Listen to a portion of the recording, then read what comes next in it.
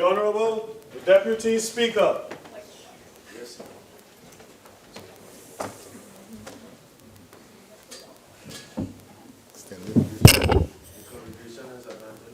Extended lunch, right? Extended.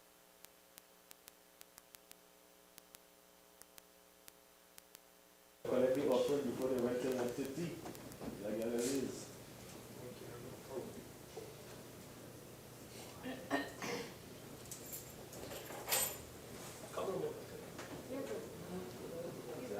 What are we doing? Not yet.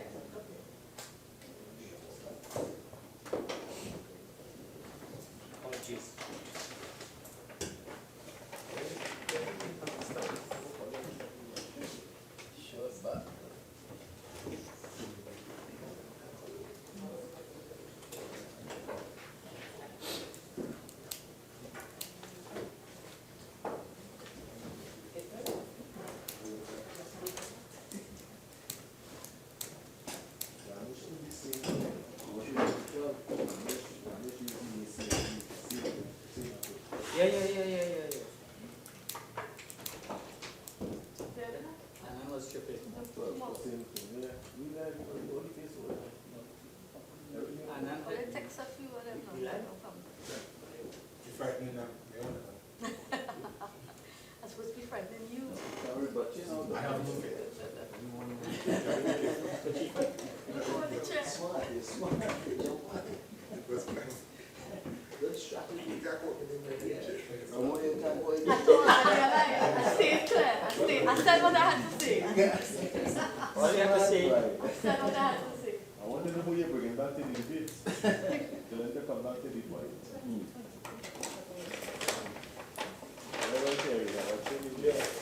So, after we move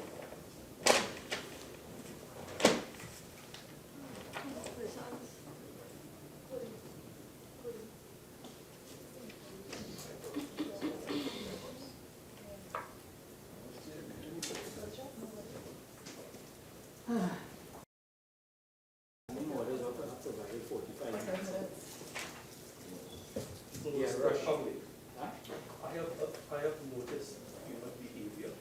The same people will come. You could do this an hour, they will still come. You know, they had a maxi taxi. You lecture a class, you say class starting 5:30. Because 11 to experiment. I say, okay, we start class at 6. Same people who couldn't come to 5:30, which would 5 and 10 minutes late. Same ones who couldn't come for 6. we had a cabinet minister who used to come consistently 20 minutes. What? Hey, I always It wasn't doing so good. I always One more. I watch it. I was totally flabbergasted like two.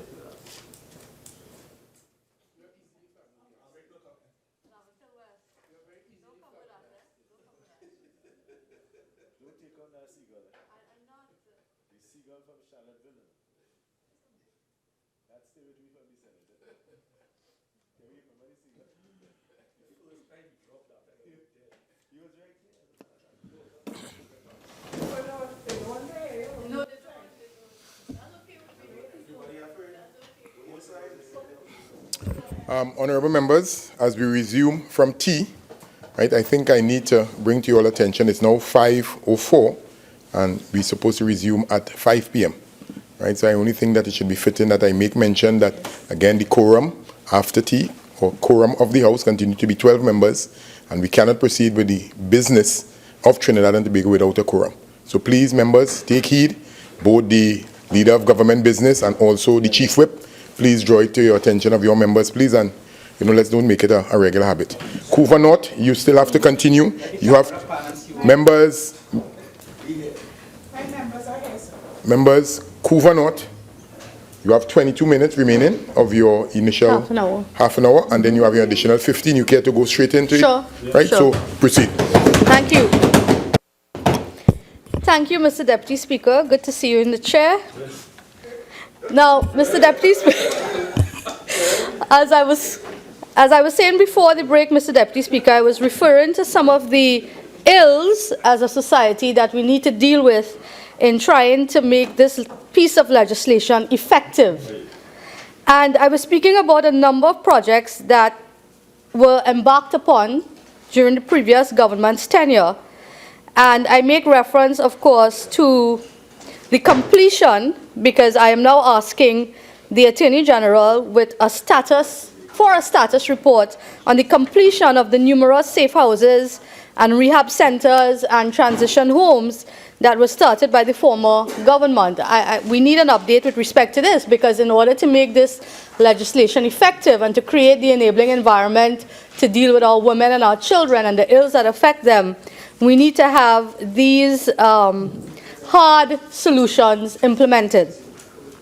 In addition to that, Mr. Deputy Speaker, this government also needs to fully equip the Child Protection Unit. As you know, it was started about 2 or 3 years ago, and it is still lacking with respect to filling out the vacancies, the existing vacancies, so that there are enough officers to deal with the increases in child abuse sex cases. As it is, the CPU is understaffed and ill-equipped to do its good work. In addition to that, Mr. Deputy Speaker, the government also needs to look at creating employment for our young people with a focus on single mothers.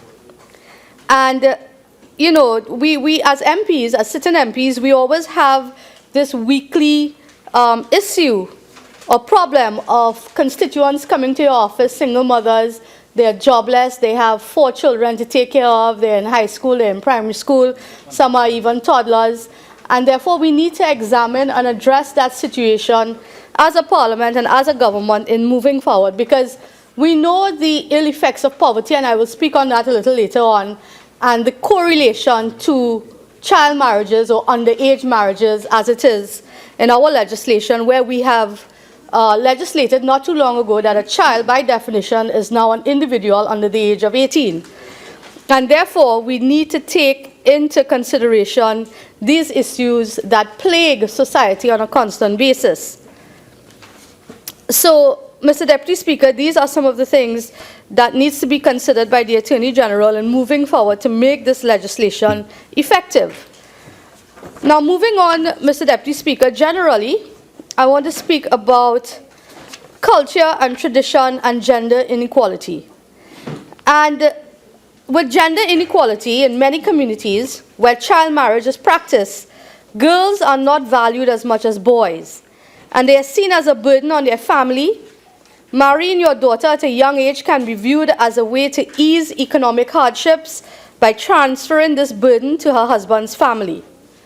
Child marriage is also driven by patriarchal values and a desire to control female sexuality. For instance, how a girl should behave, how a girl should dress, who she should be allowed to see and to marry, etc. Families closely guard their daughters' sexuality and virginity in order to protect the family honor. And girls who have relationships or become pregnant outside of marriage are shamed for bringing dishonor on their family.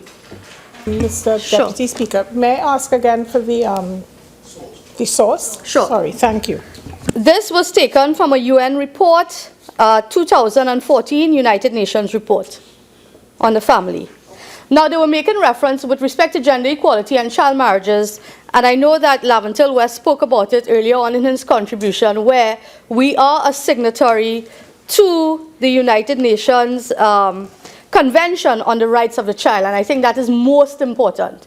We have to establish the fact that this piece of legislation is before us in, and I would like to quote the Attorney General, a suite of legislation that started in 2014 with the Children's Bill and continues with this piece of legislation on child marriage. We are a signatory to the rights of the child, and of course it is a human rights treaty which sets out the civil, political, economic, social, health and cultural rights of the children.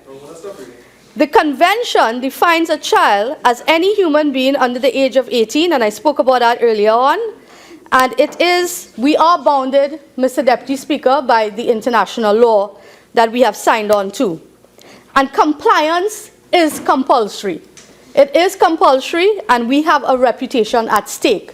So we can't be a signatory, part of 196 countries that have signed on to the United Nations Convention on the Rights of the Child, and then we are stalling with our domestic legislation when it comes to compliance. So we have a reputation to protect and to defend as a country, and therefore on the international scale, we won't want to be seen as a backward developing country. And therefore, I support this measure with respect to the marriage bill, sorry. Now, in addition to that, Mr. Deputy Speaker, there are other treaties that were adopted in 2012 and 2014. And of course, it deals with child marriage and again, the violation of human rights. Now, I just want to read a little bit from that particular treaty. Yes. Yes, Mr. Deputy Speaker. I just want to quote from that particular treaty. Child marriage is a violation of human rights, and therefore they urge all governments to end child marriage, a practice in which the parents of a child arrange a marriage with another child or an adult. In most cases, young girls get married off to significantly older men when they are still children. Child marriages must be viewed within a context of force and coercion, involving pressure and emotional blackmail, and children that lack the choice or capacity to give their full consent. Child marriage must therefore always be considered forced marriage because valid consent is absent. And then it went on to give examples of the countries. Mr. Deputy Speaker, this is also another treaty in 2014 that we as a country signed on to, and this is also another obligation on part of the domestic law here in Trinidad and Tobago that we must comply with. Now, in addition to that, Mr. Deputy Speaker, we all know of the ill effects of child marriages, one of them being the HIV/AIDS, transmission of the HIV/AIDS disease. And they're saying that girls worldwide, globally, are more affected by this than our boys. Because they marry early, they're forced into child marriages. Usually it is with older men, significantly older men. And these men would have been in previous relationships and, would have probably gotten this disease without knowing. And then, of course, it is spread to our younger girls who have been forced into this child marriage. And therefore, the risk, our young girls are at a higher risk of contracting HIV and AIDS due to this. And this is something that when you look at World Health, the World Health Organization, they have also been cautioning against child marriages and the ill effects of the transmission of the HIV/AIDS virus. And this is something that we need to deal with, because I am sure that the Minister of Health, the member for St. Joseph, would have already been privy to an overburdened ministry in terms of monies and funding being requested and demanded for certain projects. And therefore, they say prevention is better than cure. And therefore, with the proper practices implemented through legislation and otherwise, we can really see us moving away from having to spend monies unnecessarily to deal with these effects of child marriages. So, Mr. Deputy Speaker, I want to agree when it comes to the gender inequality issue by stating that child marriages promotes gender inequality. It is a cultural and traditional practice in many mother countries then, countries of origin. India, it happened in India, on the continent of Africa, Asia, and we have seen that these countries has taken serious steps and implemented the legislation to prevent such. And again, I want to make reference to Laventille West, who said India is one of those countries where the legal age for marriage is 18 and 21, if I'm not mistaken. You're right. Right? So we need to take pattern from that. It is not, as we would have heard from other speakers, talk about the religious aspect of it. It is not, again, and I reiterate, a religious issue in dealing with this child marriage bill. Now, in addition to that, Mr. Deputy Speaker, the United Nations also would have given recommendations to deal for signatories. Countries that signed on to their treaty would have given recommendation as to how to implement in country the mechanisms and the solutions to dealing with child marriages and eradication of child marriages. And of course, I would just highlight a few of them. It is the full implementation of the Human Rights Convention. As I say, we are signatory to that, the rights of the child. Adopting a clear and unambiguous position on child and forced marriages, and rectifying the legislative loopholes between religious, customary, and civil marriages. And I think this is what we are doing here this evening in Parliament. We're trying to deal with the legislative loopholes. Thirdly, introducing laws to raise the legal age of marriage to 18 years. And of course, that was agreed on the Welfare of the Child Treaty that we are also a signatory to. Raising the awareness of all stakeholders, including parents, on the negative impacts of child marriage. And this is what I spoke about also earlier. We need an aggressive educational campaign at all levels in society to educate on the impact of child marriages. Creating safety nets for girls and young women who escape a forced and often violent marriage. And this is where I spoke about earlier about the projects that were implemented under the former Ministry of Gender, Youth and Child Development with respect to the construction of the safe houses, the rehabilitation centers, and the transition homes. Because we do have instances where there are, of course, we have our young girls who would have been forced or otherwise into, this marriage, and they have not been very happy because in most circumstances, usually the relationship ends up being a violent one. And for some reason or another, women are looking for an escape route. They want to be safe, they want to survive for the sake of their children, and therefore we need to get these safe houses and rehabilitation centers going. Domestic abuse, as you know, Mr. Deputy Chair, is a very serious issue in our society. It is one that we have seen in terms of the rate of domestic abuse against our women increase over the past couple of years, and we really need to deal with this. So this is something that can help at that level in terms of the construction of these homes and transition centers.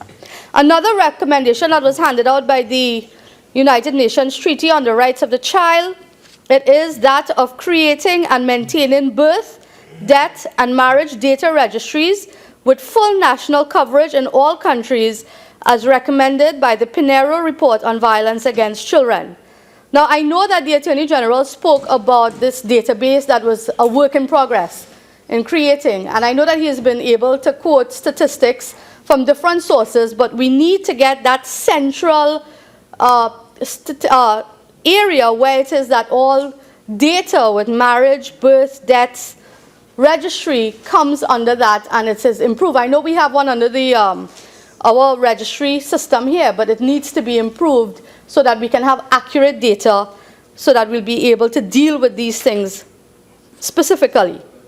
Another recommendation, Mr. Deputy Speaker, promoting and protecting the sexual and reproductive health and rights of girls and young women through legislation, availability of services, and information and community outreach. And this is where we are lacking to a certain extent, Mr. Deputy Speaker. We are lacking when it comes to the community outreach and the availability of services and information. Now, there are many ministries that have the responsibility to disseminate information. We have the Ministry of Education dealing with our young children. We have the Ministry of Social Welfare dealing with the services. We have the Ministry of Community Development dealing with community outreach programs. And I think this is an area, and I know that the respective ministers would say funding is an issue at this point in time, and we agree, but there needs to be a priority. This is where it is most important. The welfare of our children, they are the future of any country, and therefore this should be first priority in dealing with these issues that we face today. And the last recommendation given by the United Nations Treaty on the Rights of the Child is promoting gender equality and the right of girls and young women to education. And Mr. Deputy Speaker, we all know that when a young woman is subjected to marriage, that opportunity to further herself with respect to education or career is severely hampered. Because at this stage, you know, you get into a marriage, it's about having children, relationship issues, it's about what you espoused earlier with respect to the role of a wife and a mother in the home. And therefore, these things can get in the way of a woman fully exploring her potential with respect to a career path.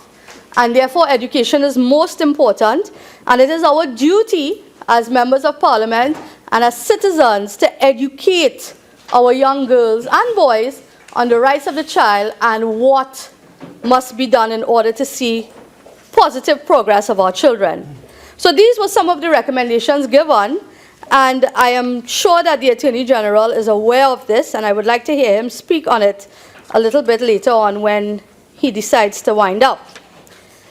Now, in addition to that, Mr. Deputy Speaker, there was one particular point that I want to flag, and I was looking at India as a case study, and I made reference to India before. And in their law, the Prohibition of Child Marriage Act 2006, there's quite an interesting strategy that they have implemented so that their legislation with respect to child marriages, it's very effective. And that is clause 16 with the child marriage prohibition officers. And I just want to quote, Mr. Deputy Speaker, from the law that pertains to India. It's very short. The state government shall by notification in the official gazette appoint for the whole state or such part thereof as may be specified in that notification an officer or officers to be known as the child marriage prohibition officer having jurisdiction over an area or areas specified. Now we all know that India is a very huge continent, but to implement something similar to this here in Trinidad and Tobago can prove to see this legislation be extremely effective. So you have officers posted to different areas, and they are in charge of going out there and ensuring that the law and this legislation is followed closely. And it seems to be very effective on the continent of India, and this is a recommendation that I would like to put to the Attorney General to look at in the future.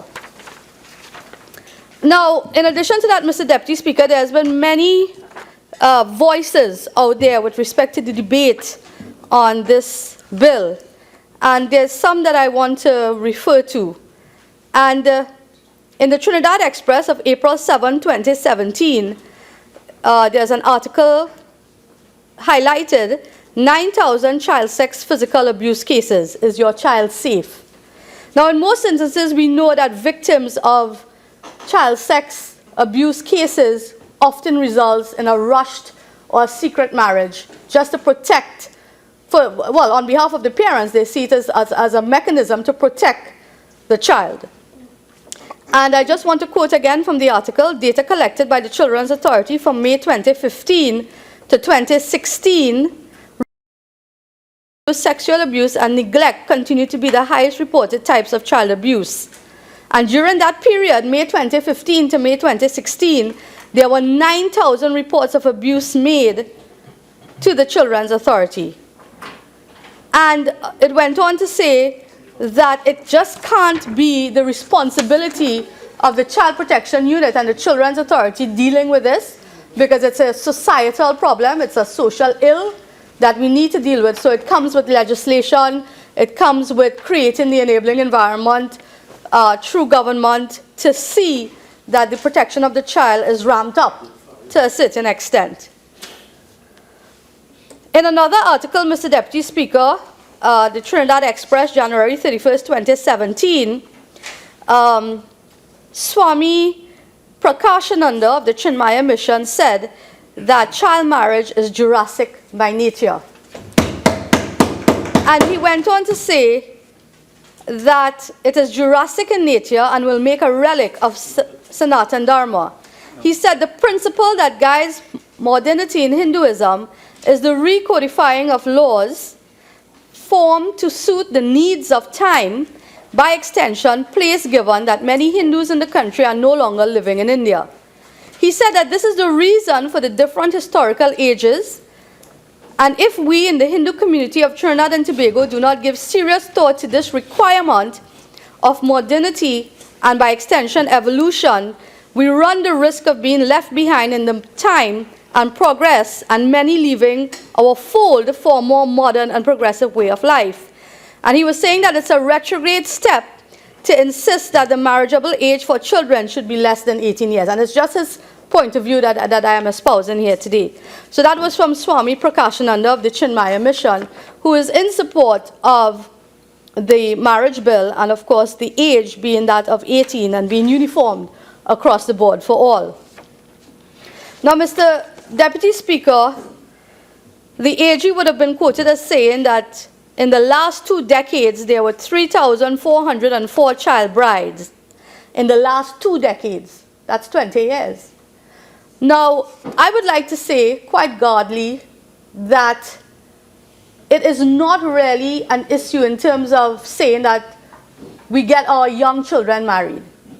It is not as prevalent as when you compare Trinidad and Tobago to other countries globally. It is not as prevalent, but we understand that we have signed on to the United Nations Rights of the Child Treaty, and therefore we need to be compliant, and we need to make compatible the suite of legislation that started in 2014 with the Children's Bill. And as I said before, this is just the second part of it with respect to the marriage bill. Now, Mr. Deputy Speaker, in addition to that, we have Trinidad and Tobago, as you know. We have various NGOs, we have psychologists, and all of these bodies are in support of changing the legal age of marriage to 18. And the Trinidad and Tobago Association of Psychologists, on June the 6th, 2016, in the Trinidad Express, issued their voice to child marriage. And they're saying that the laws are archaic and patriarchal and must be changed in the interest of the child's mental, physical, and emotional well-being. They're also saying that in Trinidad and Tobago, we must move ahead with the times, and we must be seen internationally as one of those countries who are really serious about development of our young girls and children. Now, in another article, Mr. Deputy Speaker, Mount Hope, on May the 15th, 2016, there was a report from Dr. Karen Sohan, the medical chief of staff of the Mount Hope Women's Hospital, who said that 74 girls under the age of 16 gave birth at the hospital last year. And the figure came days after police opened an investigation into who was responsible for the sexual abuse of a 12-year-old girl who gave birth to a baby boy on April the 23rd at the San Fernando General Hospital. And Dr. Sohan was quoted as saying 12 girls under the age of 16 had delivered post-carnival babies last September. So Dr. Karen Sohan summarized this entire issue as a social one. And she also said that it was very significant to have 74 children under the age of 16 making a baby.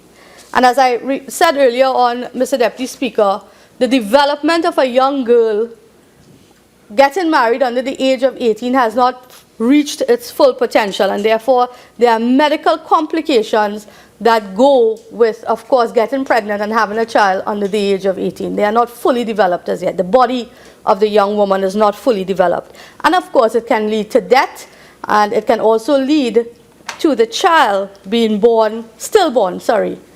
So these are serious issues that we need to consider, Mr. Deputy Speaker. There's a medical component to it that I'm sure that the member for St. Joseph will expand on when he speaks on this issue.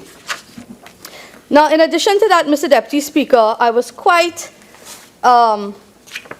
interested in what the president, our president, Ramona, had to say on child marriages, and I just want to highlight what he said. And his take on this was, he's calling on the women and girls of Trinidad and Tobago to uplift each other and stay away from being their own enemy.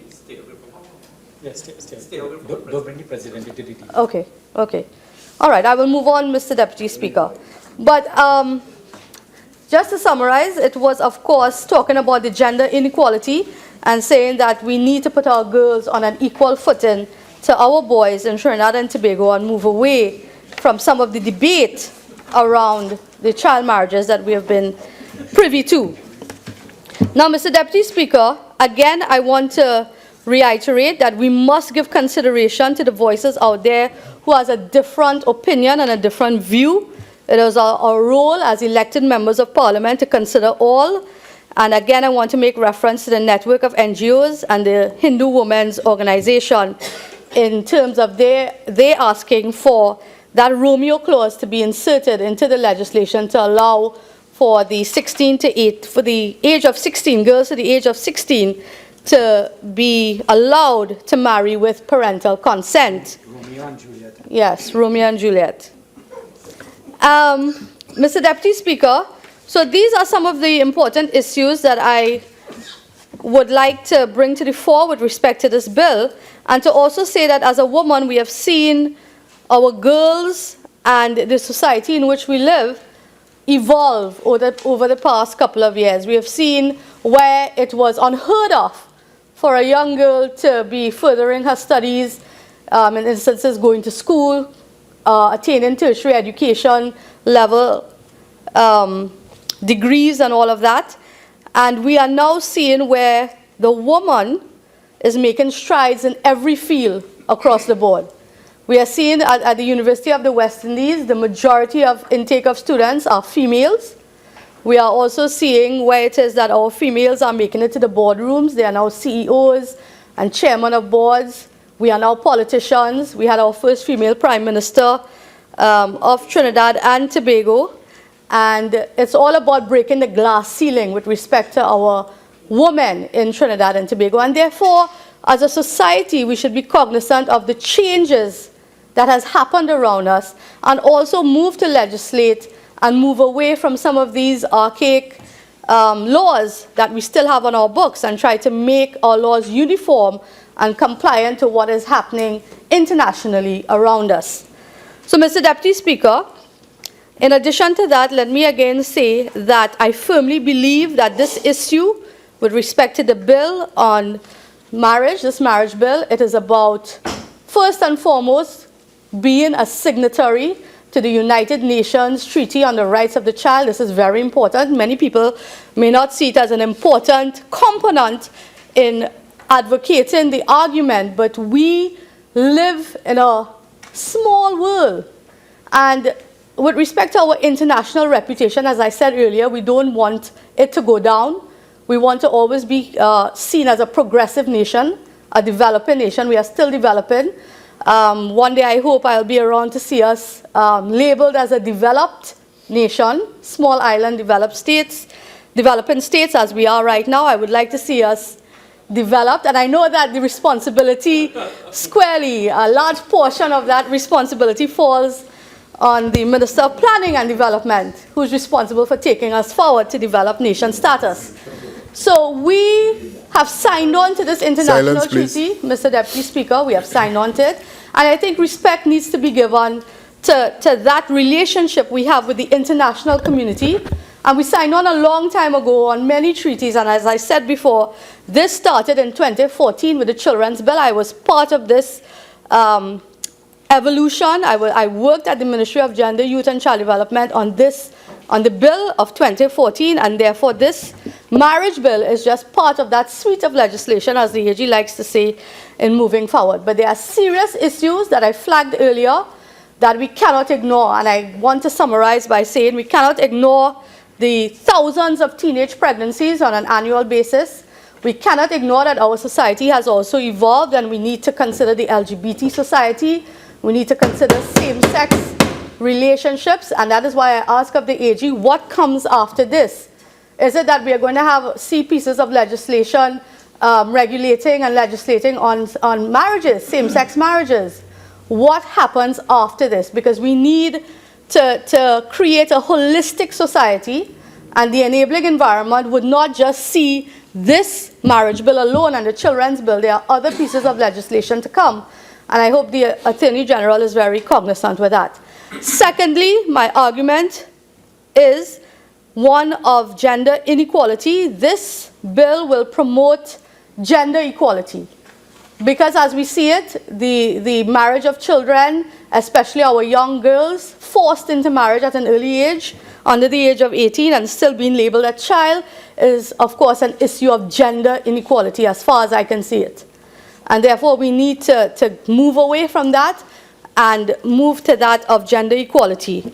Because as much as we may boast of being a modern society, we of course have these ills on the side that hamper us from proudly saying that we are a modern society. So, Mr. Deputy Speaker, my two main points have been aired in detail, and therefore I thank you. I recognize the member for Tobago West. Thank you, Mr. Deputy Speaker, for the opportunity to join this debate at this time. I would first like to acknowledge the astute, intelligent, and inspiring leadership of our esteemed Prime Minister, Dr. the Honorable Keith Christopher Rowley, for insisting that this matter be handled as one of high priority on the government's legislative agenda. We are raising the legal age for marriage across the board to 18 years. We have been found over the years, Mr. Deputy Silence, Speaker, please. to be derelict in our duty to protect our children, all of our children. Mr. Deputy Speaker, I would like to also take this opportunity to commend the Honorable Attorney General and his team of technocrats in the Office of the Attorney General for their diligence and dedication and even courage in developing this bill that cuts no corners as it relates to ending child marriage in our beloved Trinidad and Tobago once and for all, so that all our children can finally be children, and so that we as Trinidadians and Tobagonians can finally raise our heads knowing that we are finally getting it right. Mr. Deputy Speaker, I agree with the sentiments of the Honorable Attorney General made on Friday the 3rd of March 2017 that the crux of this matter is not about cultural background or religious practices or persuasions, but fundamentally about the protection of the rights of our young people and the holistic development of our children. Make no mistake about it, Mr. Deputy Speaker. This decade-old debate is about the protection of human rights and the freedom of our children. Mr. Deputy Speaker, 26 years and 7 months after signing the United Nations Convention on the Right of the Child, Trinidad and Tobago is still grappling with protecting our children, all our children. We are still in contravention of our international obligation. So, as the world looks on, Trinidad and Tobago grapples with whether or not it will protect its children, all its children. And for me, Mr. Deputy Speaker, this speaks volumes about our dignity as a society. It was Nelson Mandela who once said that there can be no keener revelation of a society's soul than the way in which it treats its children. It is against this backdrop, Mr. Deputy Speaker, that this bill is a referendum on who we are as leaders, what we stand for as a people, how we see ourselves, and what we want for our country. This is a referendum on how we treat the weak ones, how we value the vulnerable ones, what sacrifices are we prepared to make for the development and the protection of our children. And when I Deputy say Speaker, our 4410. children, Mr. Deputy Speaker, I didn't hear if you requested 4410. what did you say? Again, member, in terms of your source, kindly identify just in case, and again, in terms of 4410, let's ensure that we keep the debate as it's supposed to be, please. Mr. Deputy Speaker, the source is Ms. Shamfa Cudjoe, Member of Parliament for Tobago West, who a couple minutes ago sat in the computer room and typed this speech, Mr. Deputy Speaker. So I am the source, Mr. Deputy Speaker. the Chief Whip rose on the standing order with regards to reading, right? So it's on that aspect that I'm referring to. No Right. problem. No problem, Mr. Deputy Speaker. I was first asked to state the source, so I stated the source. Mr. Deputy Speaker, this is my content. So, when I say we are protecting our children, Mr. Deputy Speaker, I'm speaking to the protection of all our children. And, Mr. Deputy Speaker, when I say all children, I mean all our children. The member opposite from St. Augustine and the member from St. Augustine, let me speak about the member from St. Augustine. He would have made a statement. He said, I have a child, I have a daughter, and I don't want that for my daughter. I heard another member said in this house today, I have a child, and I don't want that for my child. So when we make these legislations, Mr. Deputy Speaker, we make them for all children, all our children. And if it's not good for my child, if it's not good for a member of Parliament's child, then it is not good for his neighbor's child or any child of Trinidad and Tobago. So I want to make that point politically clear. Mr. Deputy Speaker, this national debate, this heated national debate has turned into what I would like to call a conflagration. And I fear that we will become engulfed if we continue to politicize the matter, and if we continue to use this platform as a means of promoting promoting politics, promoting divisiveness, sowing seeds of separation, segregation, hatred, and discord among our people. And as leaders, we cannot endorse this type of behavior. We are supposed to bring the cool. We are supposed to bring clarity. We are supposed to promote unity, Mr. Deputy Speaker. We are supposed to pull out the white flag and promote peace. So I must place on the record, Mr. Deputy Speaker, my disappointment when I heard a member of this House place on the record that there is something skeptical that we are having this debate at the time during the week of Indian Arrival Day. Mr. Deputy Speaker, how funny is that? Trying to incite discord, trying to provoke our people, trying to disturb the peace, Mr. Deputy Speaker. Mr. Deputy Speaker, allow me to place on the record that this is not an attack on the Muslim faith. This is not an attack on the Hindu faith. This is not an attack on Indian people. This is not an attack on African people. Mr. Deputy Speaker, this is in fact an attempt to protect the rights of our children, to protect the rights of all people, Mr. Deputy Speaker. As a matter of fact, this matter transcends race, religion, color, creed, gender, class, political affiliation, geographical location.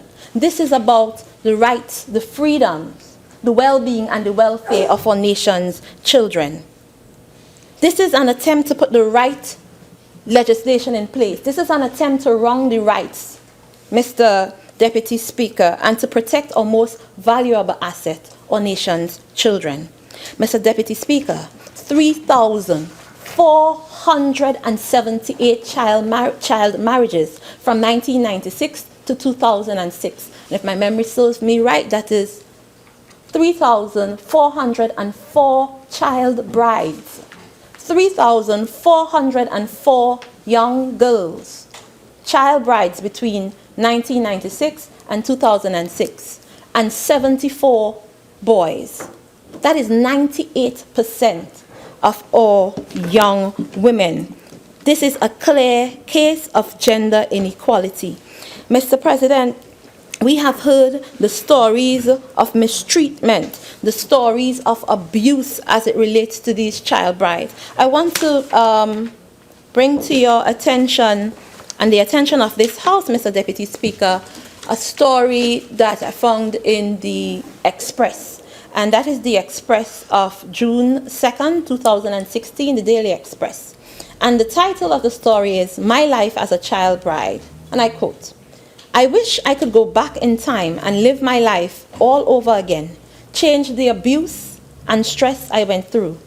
With tears flowing freely, 44-year-old mother of 14 44-year-old mother of 14, Maria Jadu Villafana, uttered these words of regret and pain yesterday as she recounted the hardships she faced after being married at the tender age of 9 under Hindu rites. As public debate rages on the issue of child marriages, the Tamana resident was moved to tell her story of meeting her husband as early as 5 years old, getting pregnant at 11, her many miscarriages, and even during the pain of losing 3 children. Meeting her husband at 5, and I quote again, "When I was 5 years old, I was first introduced to my husband. It is a Hindu tradition that they marry you at 9 years old, but you don't stay with your husband.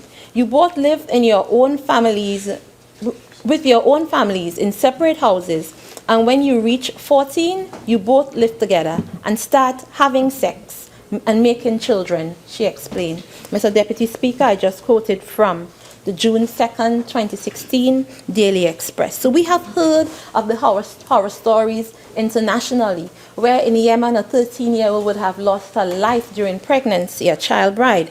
And I just would have quoted from a local story, Mr. Deputy Speaker. So these are the horrors that some of our women would have had to, some of our young children would have had to face over the years, Mr. Deputy Speaker. Now, Mr. Speaker, I want to touch on another issue that I haven't heard any of the members in the Senate or in the lower house address, and that is the issue of divorce for these young women. A young woman or a child bride, a young wife, 13, 14, 15, 16, who didn't have the opportunity to attain a full education, to get a proper job, to be financially stable and economically empowered. How does that young woman who is not being treated properly, who is being abused by her husband, find the courage and the confidence or even the support system to get up and go out there and ask for a divorce? And these are some of the issues, these are some of the scenarios that we have to take into consideration. Because it is, I like to say, as a divorced person myself, I like to say marriage is easy to get into and difficult to get out of.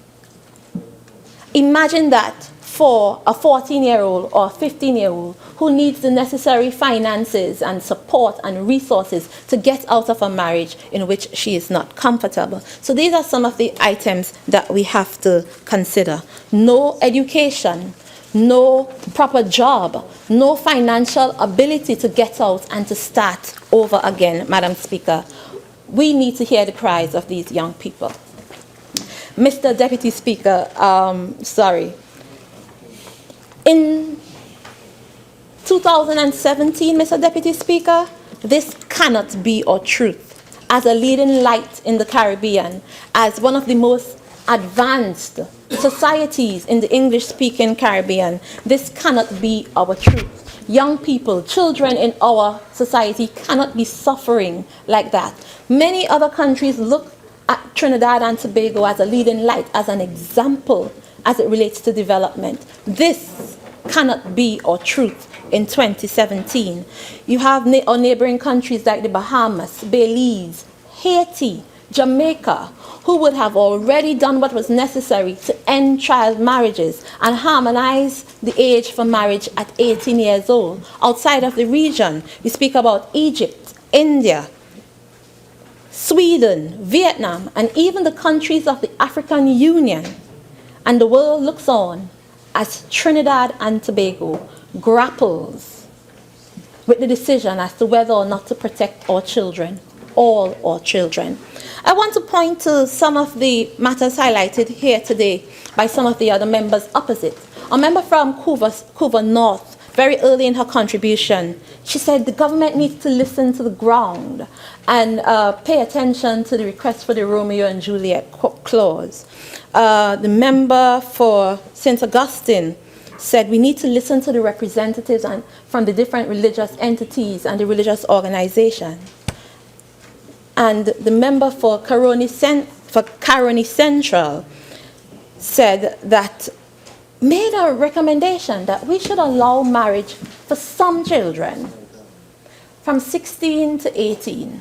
He said, it doesn't happen so much. It's already not happening so much. Maybe if we allow it, each year we would have about 20 marriages across the different religions. Now, I'm puzzled by that, Mr. Deputy Speaker, because how do we ensure that this is kept to a minimum? How do we prevent, or how do we control older adults getting married to young children and hope that the situation remains at a minimum? Do we place a quota on it, Mr. Deputy Speaker? So I am befuddled. I have some serious issues with that. Because if you leave that little space for that to happen, it could be easily abused. And if we are protecting children, we ought to protect all children and not just some children, despite age, color, creed, religious persuasion. So, Mr. Deputy Speaker, I wanted to place on record my thoughts on that matter. While we are being called upon to listen to the religious leaders, listen to the groups, listen to everybody who are making their different intervention, who is standing in the gap for the children? Who is listening to the children who have been victims of this heinous situation over the years? As responsible adults, Mr. Deputy Speaker, as a responsible Parliament, our primary concern must always be about the welfare, the well-being, the rights and the freedoms of our children. Children should not marry children. Adults should not marry children. I believe, Mr. Deputy Speaker, that children's rights are human rights. Children are human. All rights must be respected. So children must be allowed to be just that. Children, as young as they are, as weak as they are, as vulnerable as they are children, human beings with human rights. Children's rights, Mr. Deputy Speaker, are human rights. They have the right to life, the right to the enjoyment of life, the right to access opportunities, the right to a sound education, the right to protection from violence and abuse and mistreatment. So while we take the time out to listen to the groups, Mr. Deputy Speaker, who's listening to these children? Who's standing in the gap for these children? So, Mr. Deputy Speaker, this is more than just making the decision as to whether a child could marry or not. This is about promoting economic justice. This is about protecting human rights. This is about upholding our society. This is about defending our democracy. And we as leaders, we as parliamentarians, our first order of business in the Democratic Republic of Trinidad and Tobago is to defend our democracy. As a Deputy Speaker, the Member of Parliament for St. Augustine would have spoken about the right to uphold the democracy. We should listen to everybody because it is a democracy. The Member of Parliament for Laventille West would have also alluded to the fact that this is about democracy. And I want to join with them to say that democracy is not just about listening to everyone and taking into consideration the opinions of everyone, the rights and responsibilities of everyone. It is about those of us who are in power, those of us who are in government, those of us who sit in these hallowed halls that have the power and the influence and the ability to protect and to speak on behalf of those who are outside, like the religious groups, and even the children who we have not heard from in this whole situation. We have a right to defend them. So, and to take them into consideration. It's not just about the right to hear everybody's opinion. And it is in that light, as a parliamentarian, Mr. Deputy Speaker, and as a proud citizen of Trinidad and Tobago, and might I say, as a proud member of the Dr. Keith Christopher Rowley-led government, and as a young blood, a devoted People's National Movement member, I want to drive this home on the point of democracy. In the good words of the late great father of this nation and father of the illustrious People's National Movement, the Honorable Dr. Eric Williams. And this is from the 1962 speech on our nation's independence. And Dr. Eric Williams said to the nation, the first responsibility that devolves upon you is the protection and promotion of your democracy. Democracy means more, much more than the right to vote. And one vote for every man and every woman of the prescribed age. Democracy means recognition of the rights of others. Democracy means equality of opportunity for all in education, in the public service, and in private employment. I repeat, and in private employment. Democracy means protection of the weak against the strong. I want to repeat that, Mr. Deputy Speaker. Democracy means protection of the weak against the strong. Brilliant.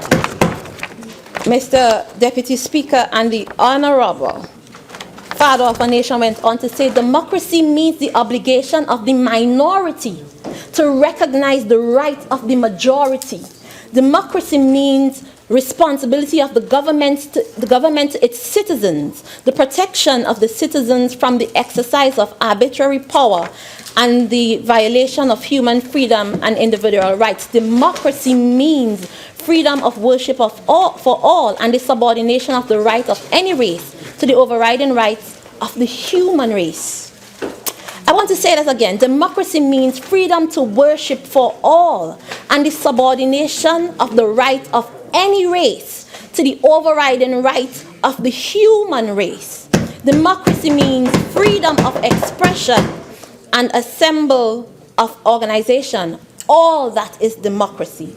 All that is all democracy, to which I call upon all citizens to dedicate themselves on this our Independence Day. And today, as I stand in this august chamber, I want to say all that we are talking about here and all that this government is doing today in bringing justice to these children, all that is all democracy.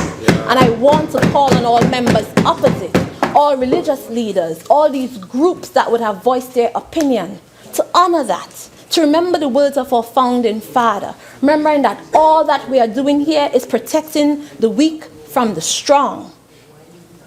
That is the essence of democracy. And with those few words, Mr. Deputy Speaker, I thank you.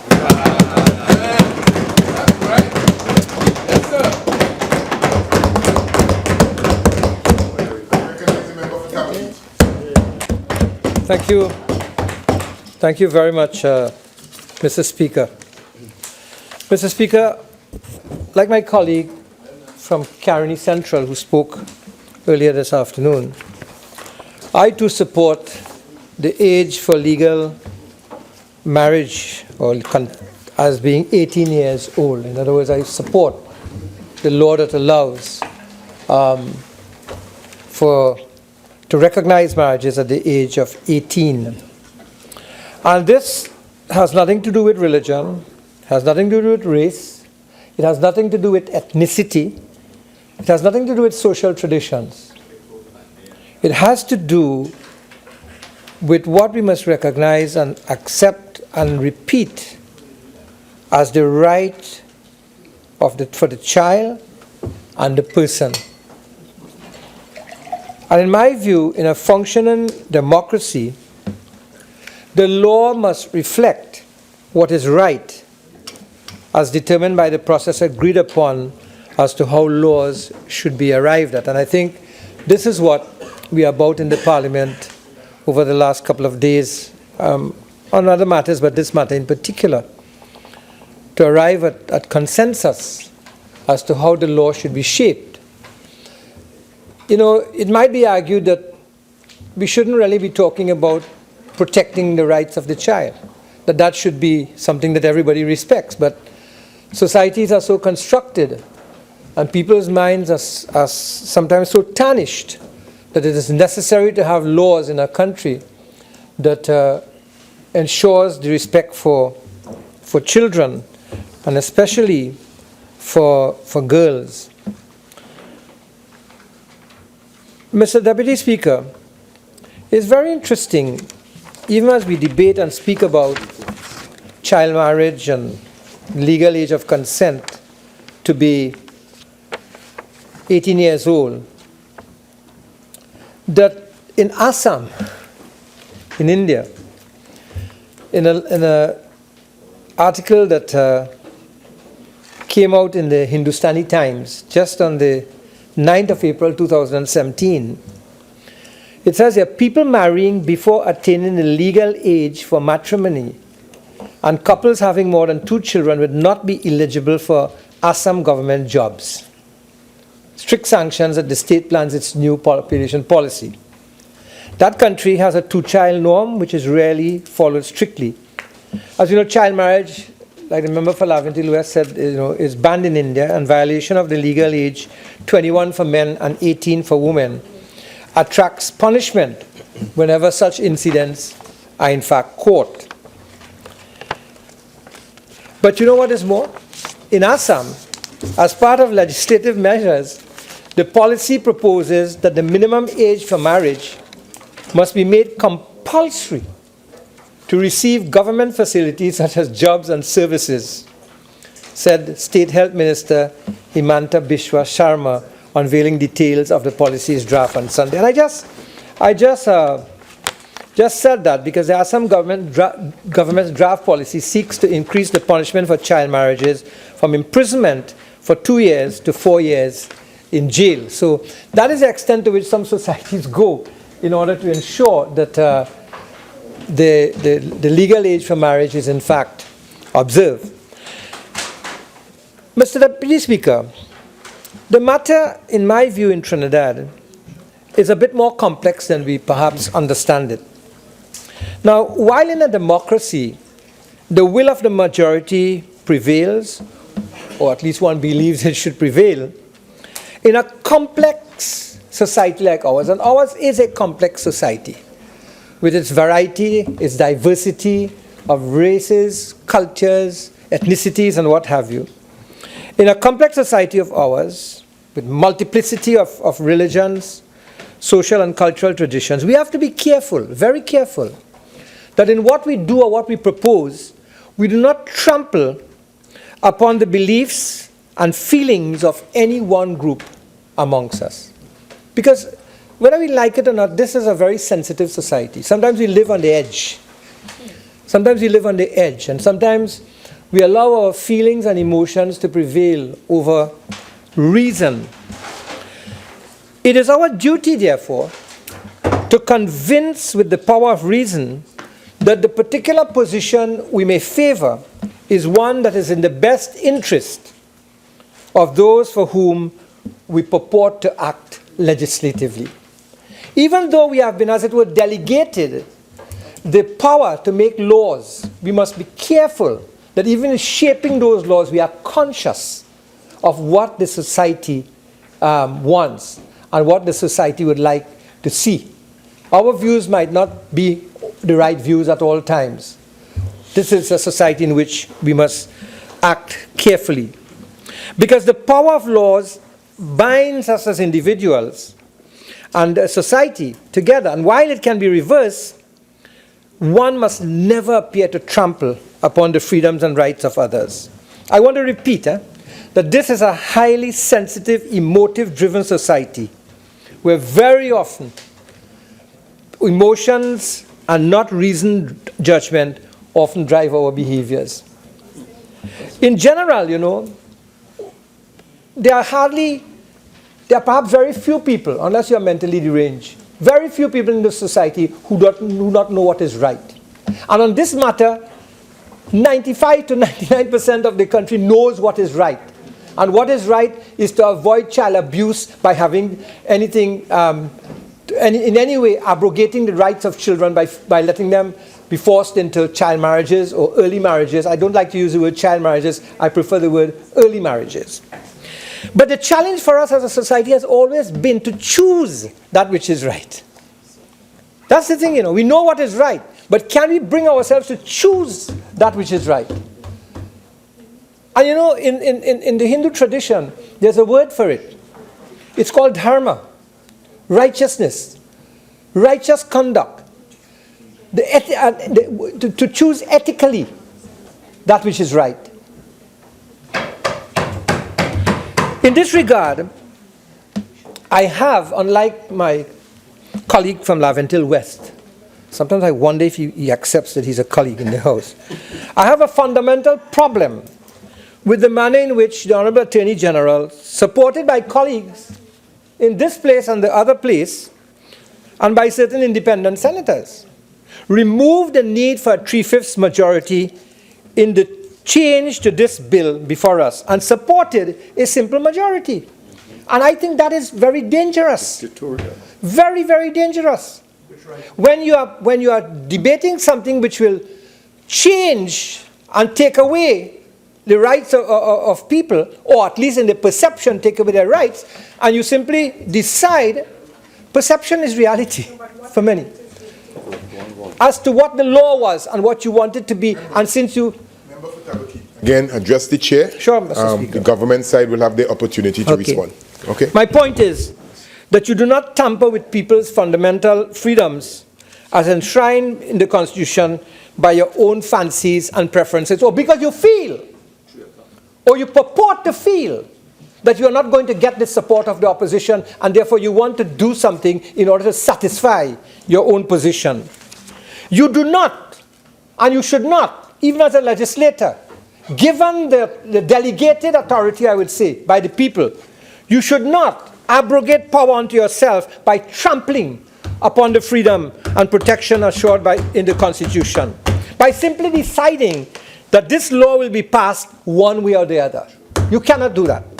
You do not abuse your position and make use of perceived power because you cannot convince others by the power of intellectual prowess of the worth of your ideas and changes you think are appropriate at a particular Mr. Deputy juncture. Speaker, 48.6, please.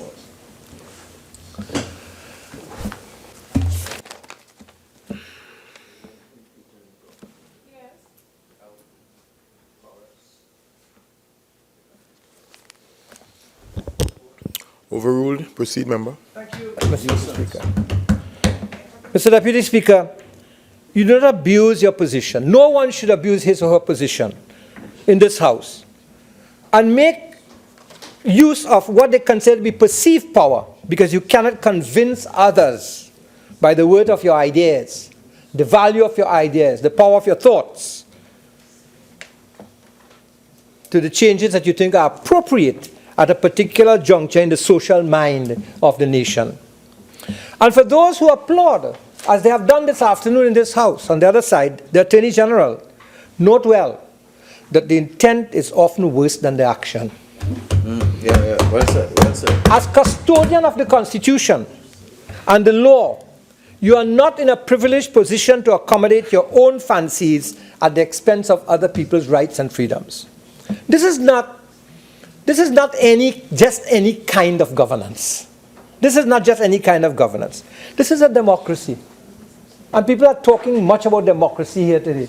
This is a democracy in which was hard fought at Marlborough House, in which the diversity of the country was considered in the protections guaranteed in the Constitution, because they knew, perhaps rightly, like Caroni Central said, that we are all minorities in a way in this society, and we needed to protect the rights even as we evolved in this country. And evolution in our social thinking, evolution in our political maturity, evolution in our maturity as a whole, as an intelligent nation, is beginning to take place in this country. That was demonstrated yesterday in this country, where the democracy matured in a way.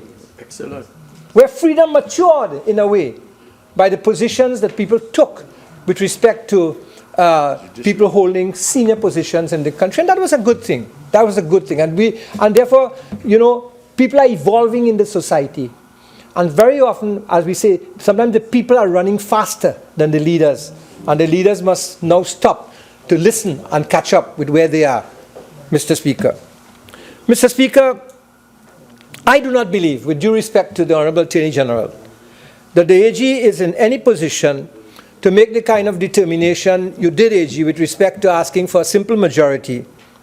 And I think that one has to be careful that this is not going to be perceived as a trend that is anti-democratic and disrespectful of the people of this country. I just want to say that with due respect to you and what is being perceived in the country. The next point I want to make is this. It was very unfortunate in the run-up to this debate that the focus of this debate in the public appeared to have been on the Hindus and Muslims in the country. And even, in my humble view, the very venerable Calypsonian Chokdas made it out to be, in the minds of many, many people in this country, Hindus and non-Hindus alike, that Hindus are guilty of some crime. And he viciously attacked not only Satmaraj, but in my view, Hindus in general, without looking carefully at the position being articulated by Hindus who are in support of the age 18, but who want a window. Correct. A window. Correct. Because there's none in this world who are infallible. There are none in this world who don't make errors. And the society must always make space. And the society must always prepare for those who fall through the cracks, so that they are not allowed to fall deeper. And sometimes the laws have to have that level of protection for those who are going to make errors. Mr. Speaker. Mr. Speaker, the Hindu position on marriage in an enlightened society is very clear. If we go, Mr. Speaker, by the traditional purposes of marriage in the Hindu tradition, these are fivefold. Pleasure, parenthood, companionship, worship, and spiritual growth. This is the Hindu position. The traditional purposes of marriage in the Hindu tradition are fivefold. Pleasure, or what we call kama. Parenthood, yes. Companionship, worship, and spiritual growth. And this is what the enlightened Hindu position is. Yes. Tell them. And it is in the pursuit of the four goals of life. Arth, A-R-T-H-A. Kama, Arth means wealth. Kama means the pursuit of legitimate pleasures. Hinduism recognizes that there are legitimate and illegitimate pleasures. The pursuit of legitimate pleasures. Dharma, or righteous conduct. And moksha, or liberation. It is in the pursuit of these four goals of human existence, that one looks also at the purposes of of marriage in the Hindu tradition. And children cannot accomplish these goals.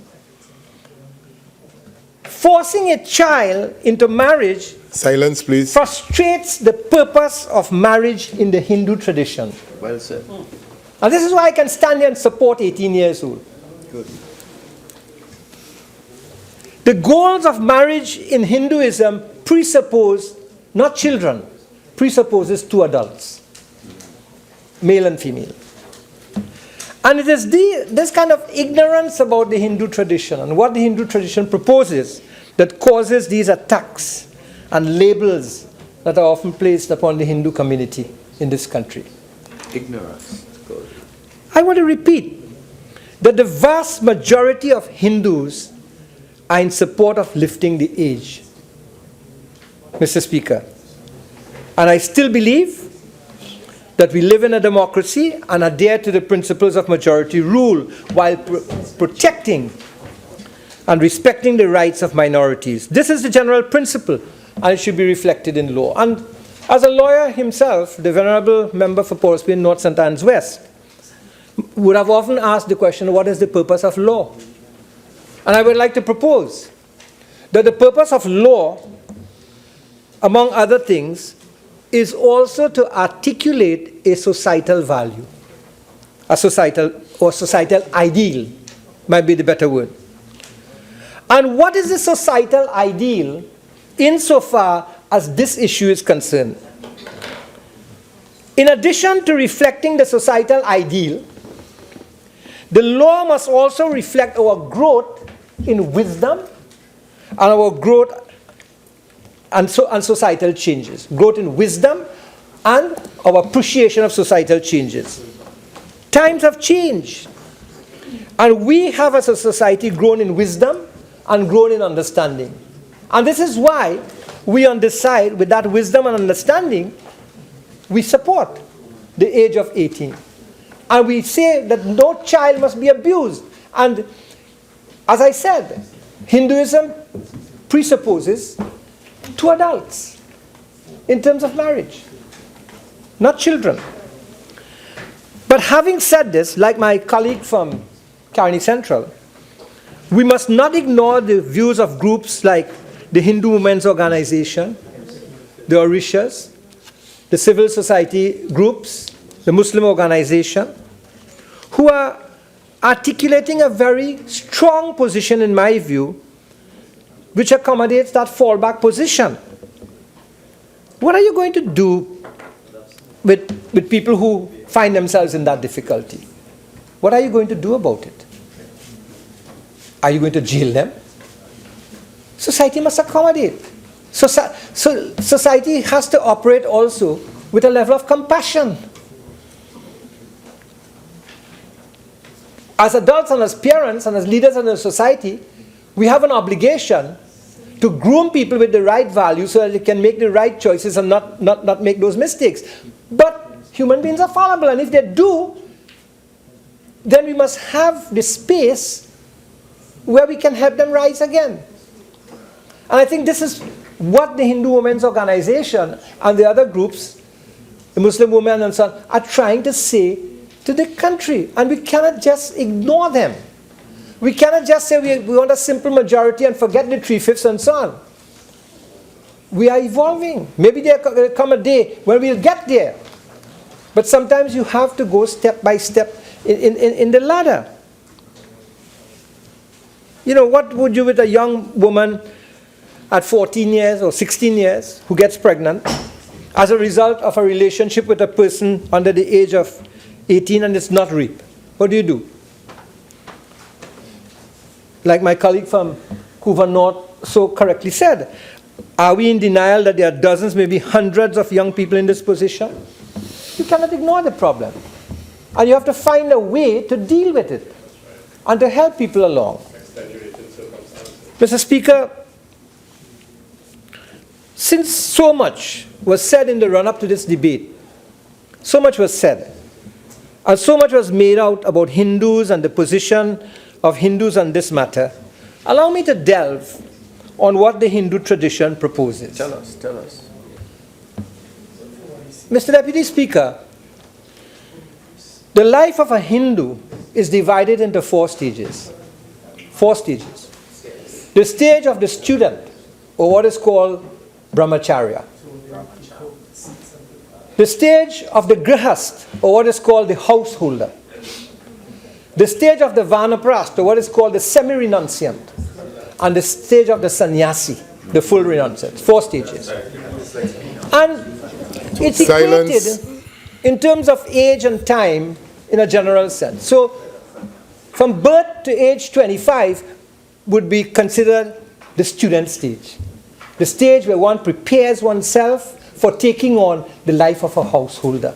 In other words, active preparation in terms of learning, the development of a career, the development of proper values, a foundation upon which a householder's life can be built is something that is encouraged as part of the tradition. And between birth to 25, there are a number of what in Hinduism is called samskaras, or rites of passage, that help the person to achieve the best years of student life, as it were. But it's a life of preparation where you enter into the householder's life. And a child is expected to accomplish a sound education before entering into the stage of a household. And this does not just hold for a boy. It holds for also girls. Boys and girls are not considered to be unequals in the Hindu tradition. Yes. They are considered to be equal. In fact, divinity is not seen to be different in a boy or a girl according to the Hindu tradition. The same one that is called Brahman, which is the Hindu concept of God, is seen to manifest in all beings equally. And therefore boys and girls are considered to be equal. There are no differences. So the right to education in the Hindu tradition of a boy is as much the right of a girl in our tradition, Mr. Speaker. There is no question whatsoever about that at all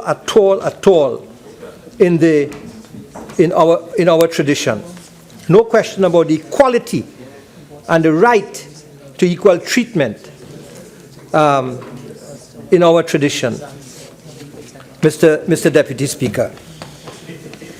So that, in other words, marriage follows education and preparedness for family life. And I'm not therefore surprised that in India, they took the position of 21 years old, not 18 years old.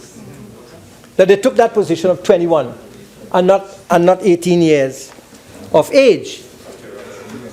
That's right, because they were looking at the culture and looking at the reality in terms of their society.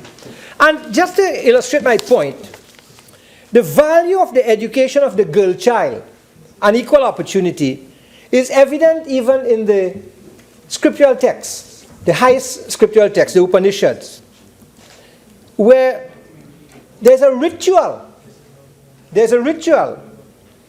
in the Upanishads for giving birth to a learned daughter. And the word used to describe her is a pandita. A pandita. And early marriage is an impediment to the opportunity for her to develop, an impediment to the opportunity for education. Early marriage in the Hindu tradition is seen as depriving women of the right to make one of the most important decisions in their lives.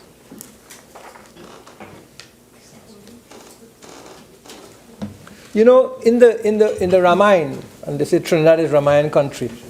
The Ramayana was one of the texts that were brought by the indentured as they came in part of their bundle.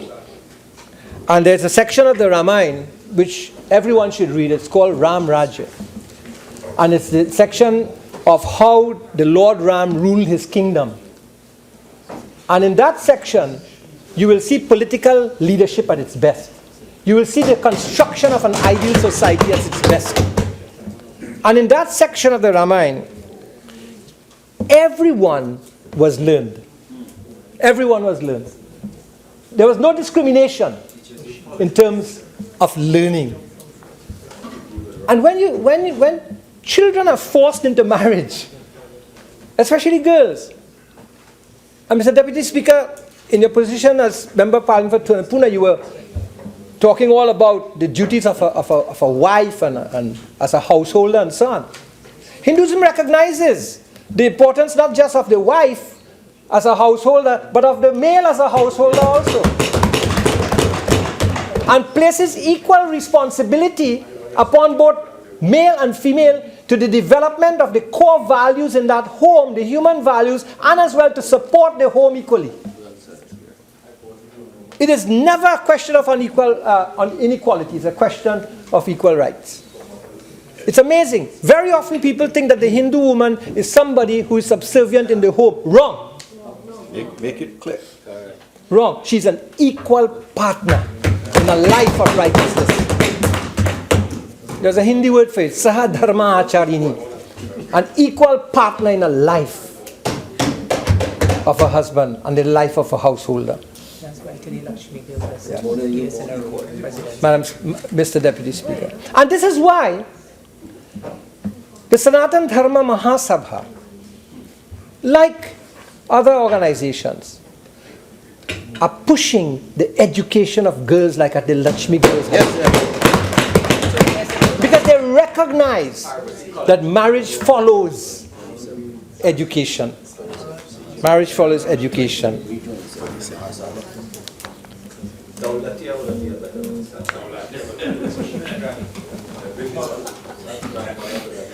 Madam, Mr. Speaker, there was a time, perhaps, yes, there was a time when perhaps the education of a Hindu male was preferred to that of a female. Mr. Speaker, if you will permit me, I will refer to something here that is very, very interesting to all of us.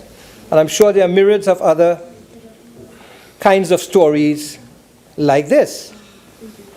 But this is the story of a woman. This is the story of a woman who was pulled out of school at age 11 and married at age 13. Her husband was 20 years old. This was April 30th, 1942, Sunday, when she got married. And 3 days before that, on April 27, she had turned 13 years old. But 2 years before that,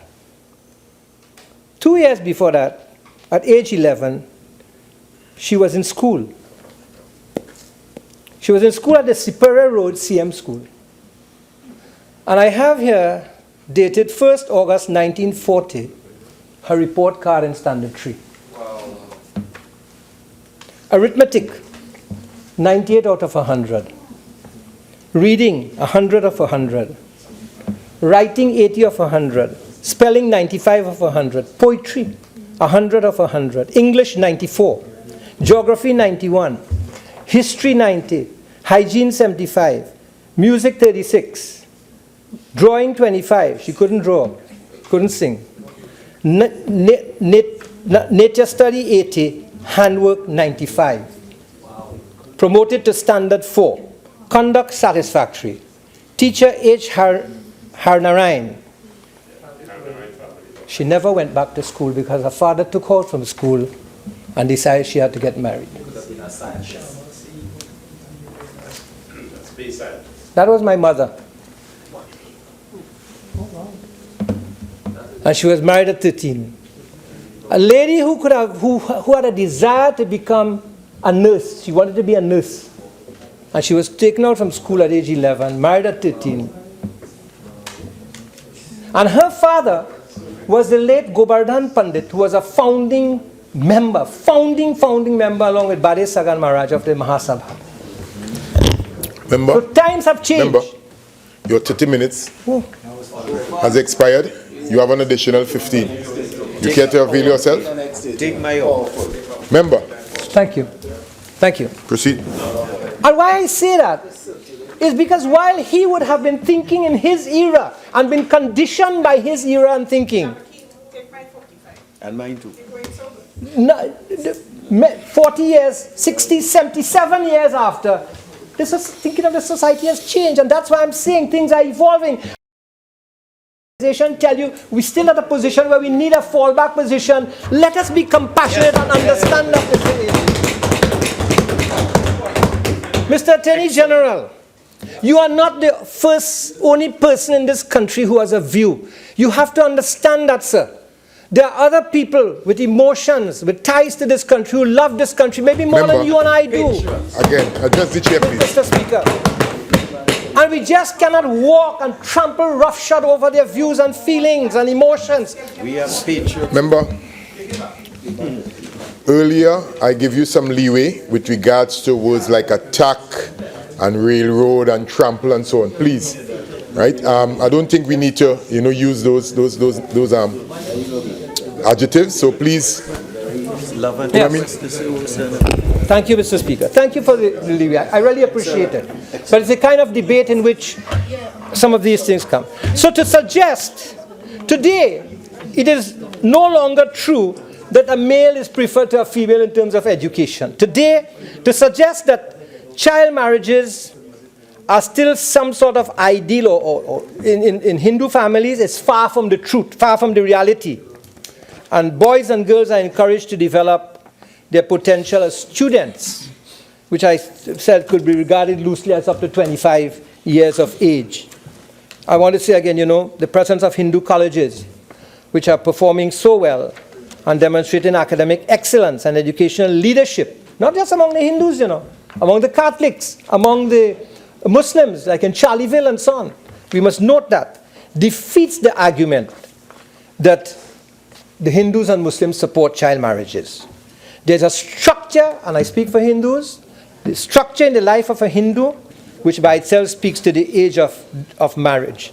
And therefore it distresses me as a citizen of this country, an equal citizen, when out of sheer ignorance and without understanding some of the deeper social challenges, an entire community can be lambasted and denigrated, as has been the case in the run-up to this debate. Correct. In this situation.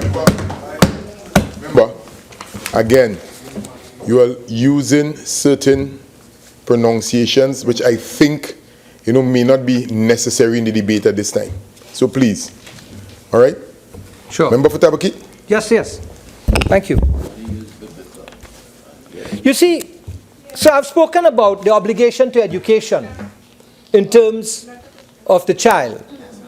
But there's also the obligation to leisure and happiness. We are talking about marriage, but even forcing a child or forcing children into a life of hard work is contrary to Hindu teaching. And for many reasons. First, it is opposed to the Hindu ideal of that fourfold scheme of life, which probably belongs to the second stage or the householder stage. That is when they are expected to work. And a life of work should really follow the stage of learning. A life of work without the opportunity for learning is contrary to the Hindu scheme of that sequential life stages. And secondly, forcing a child into marriage, or a child going into marriage before 18, deprives a child of that opportunity to prepare intellectually, emotionally, and physically for life. And one may say work and marriage. And thirdly, it takes away from the child the opportunity for appropriate childhood experience in terms of pleasure and happiness and joy just of being a child. A child should have the opportunity to play with peers and siblings, to engage in the delights of the innocent joys of childhood and do so without fear. That is what a child should be doing. Mr. Speaker, one of the issues that the entire debate raises is, should religious and cultural beliefs and practices override government laws?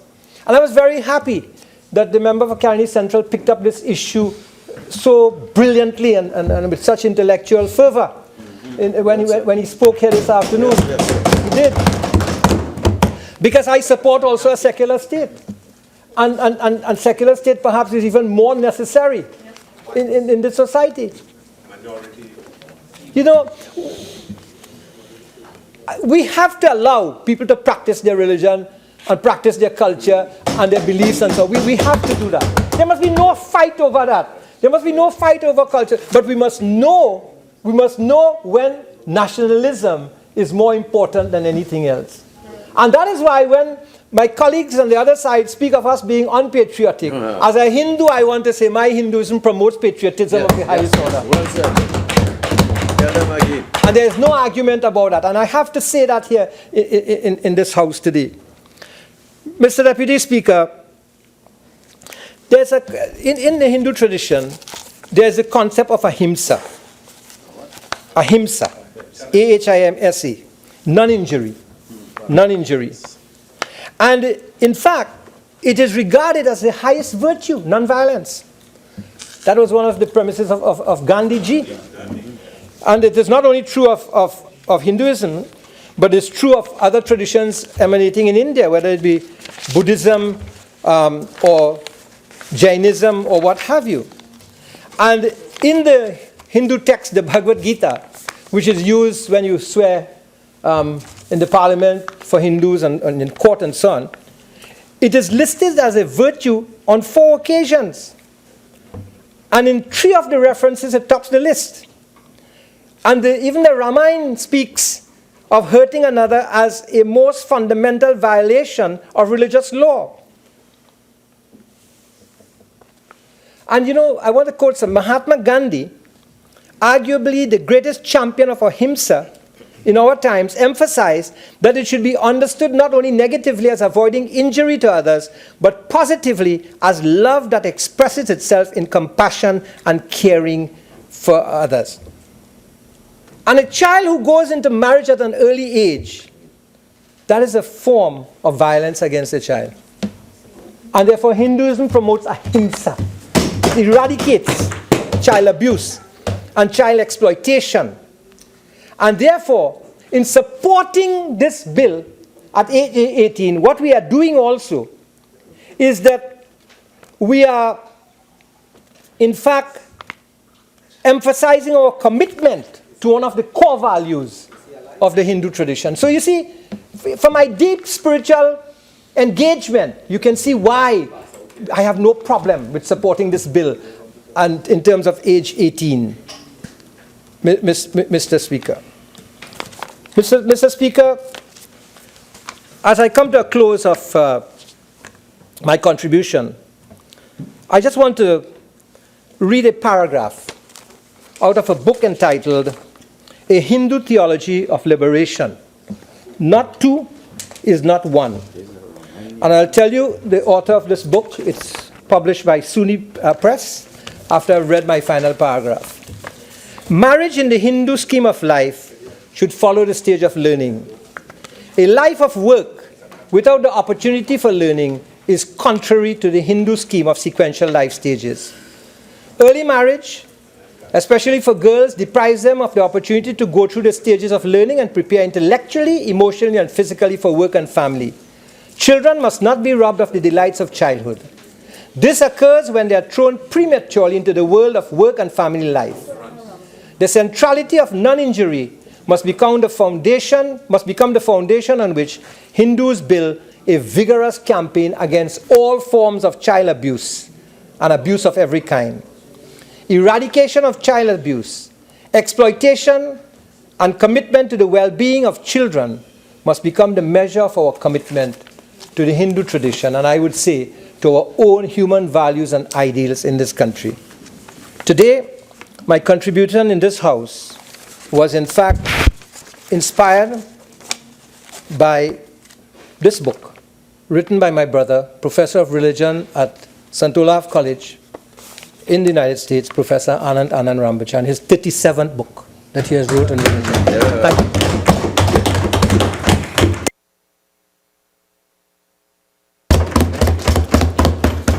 I recognize the member for Port of Spain North, St. Anne's West. Thank you very much, Mr. Deputy Speaker.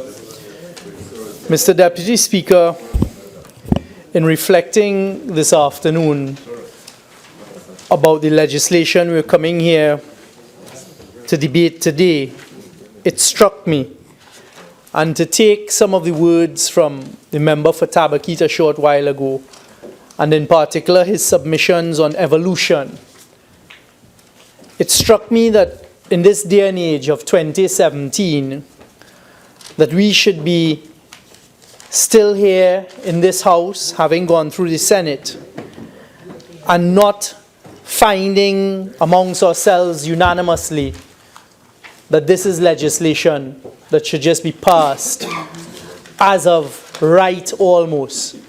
And in listening to the contributions that we've heard in the House here this afternoon, I must say that I'm somewhat confused, because on one hand, I hear my colleagues saying that they support the age of marriage being lifted to 18 years old, and I hear them say about the equality of rights for women, and these are virtues that no one in this day and age should stand against.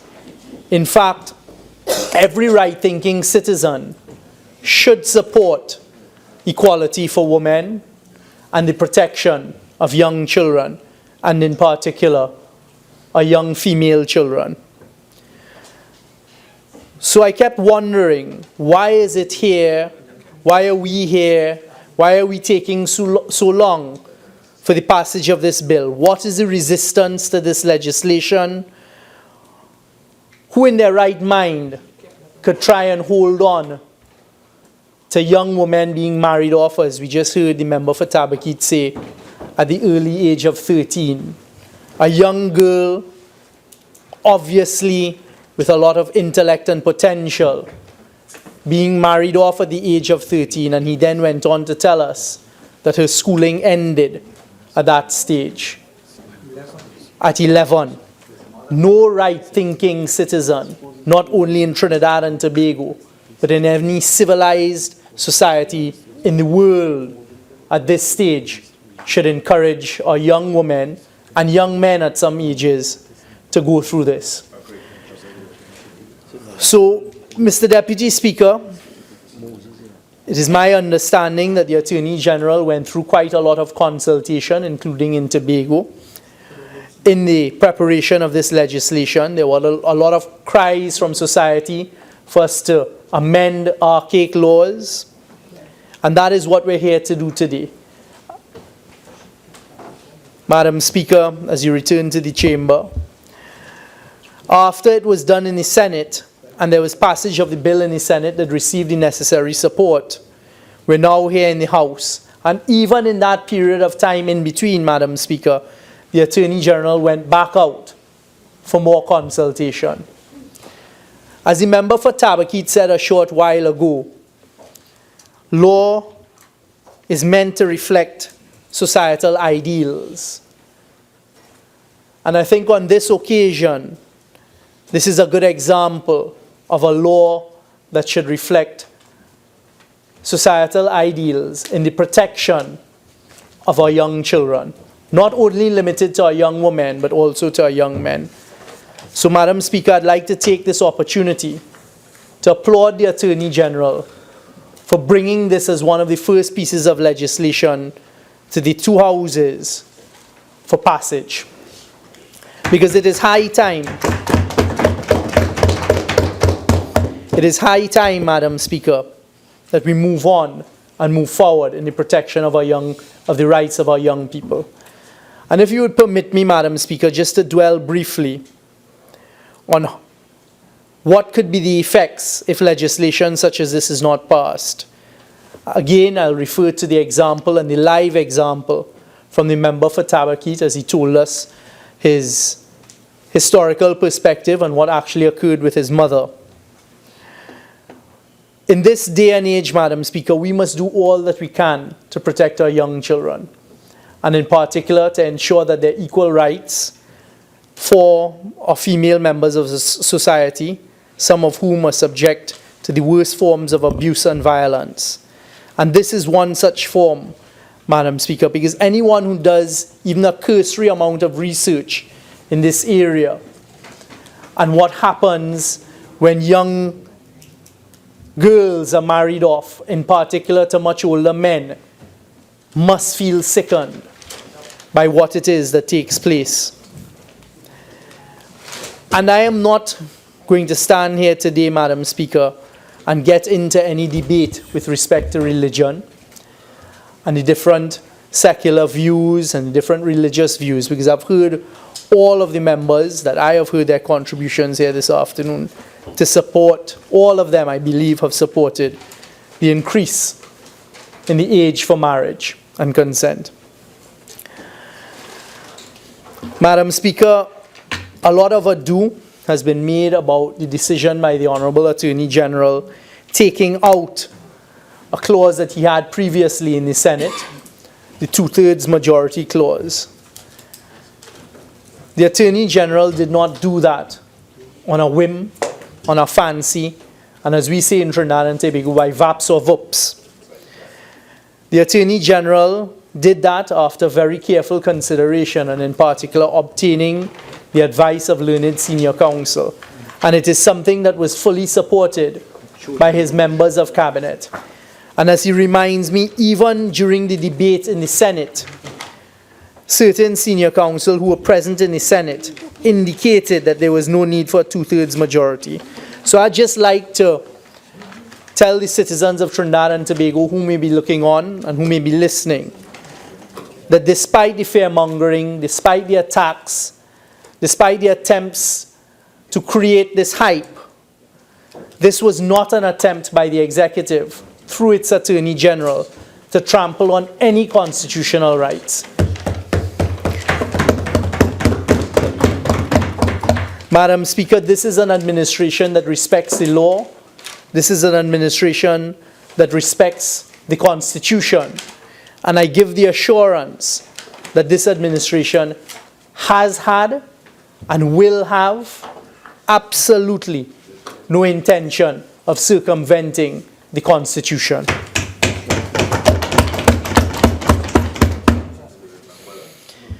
You could remember that. It's on the Hansard now and it could be. Madam Speaker,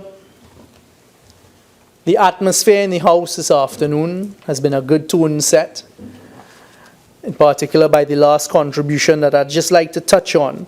Another point that was made that I'd like to build on is that law must reflect what is right.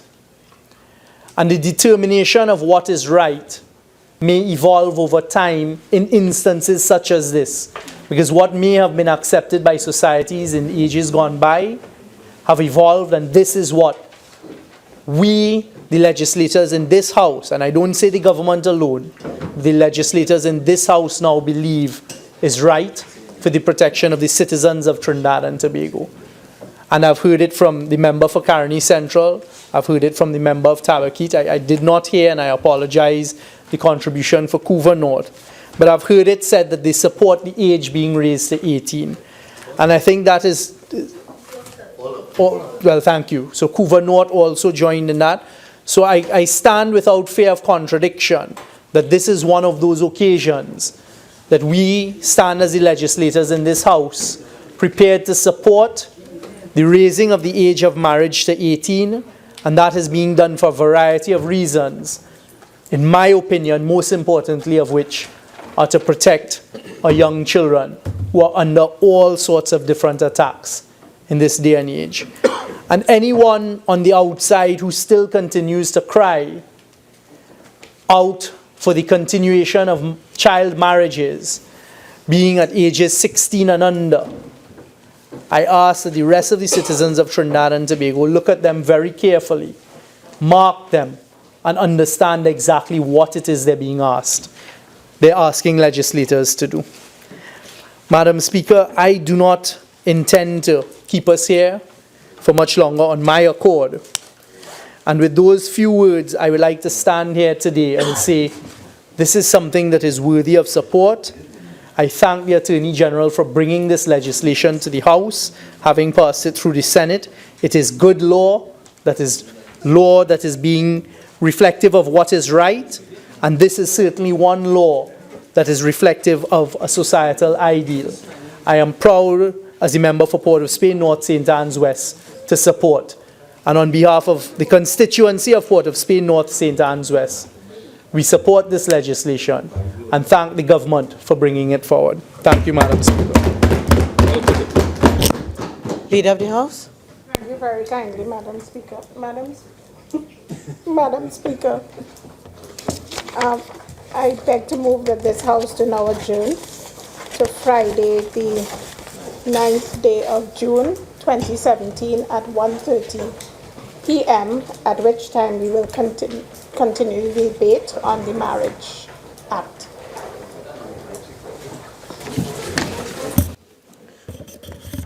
Honorable members, the question is that this House do now adjourn to Friday, the 9th of June, 2017 at 1:30 p.m. All in favor say aye. Aye. Any against? The ayes have it. This House now stands adjourned to Friday, 9th June 2017 at 1:30 p.m.